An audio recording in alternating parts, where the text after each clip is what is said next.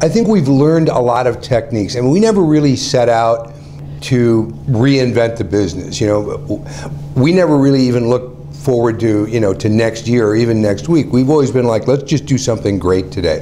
Let's use all the tools that we have available, all the media that we have available, and do something really interesting and great today.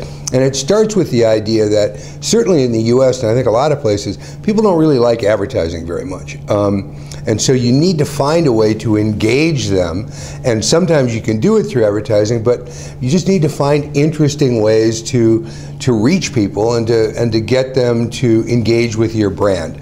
And so we never started with advertising.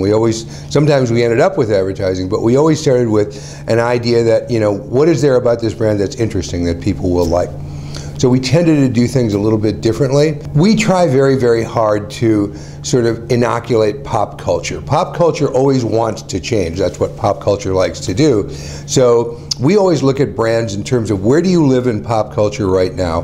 Where should you live in pop culture? And what can you do to create pop culture, to actually move pop culture? And that means finding ideas that people are going to talk about. It ends up being viral. So we think a lot about what makes things go viral. I think the interesting thing about viral, I mean, we've done some campaigns. When we had Burger King, we did some campaigns that just exploded. And we really didn't know why. And we've done other viral ideas. I mean, the great thing about going online is you can throw a bunch of stuff up and see what works.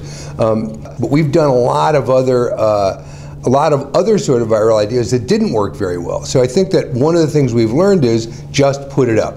Just put it up, and we don't make long-term plans. We say, look, we're going to create a lot of work, and we're going to put a lot of work up, and we're going to see where the traction is.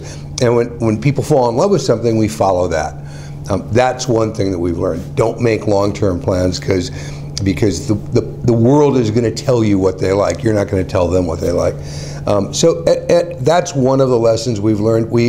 I think we learned early on to use traditional media in non-traditional ways. You know, we've done a lot of interesting things in print that I think are kind of unexpected. I mean, I'm going to talk about, we bought, for a beer that we had, Molson beer, we bought the back covers of men's magazines and created our own fake magazines on them.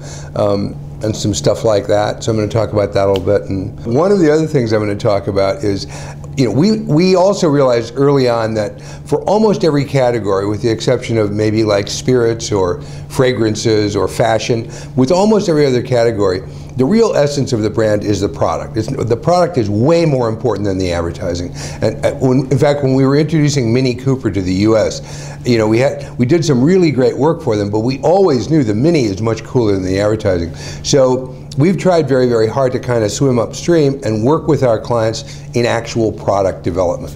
And with Burger King, I mean, I'm going to show some work that we did.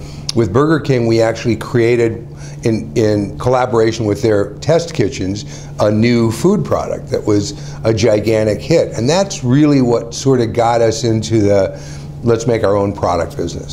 So I'm going to talk a little bit about that.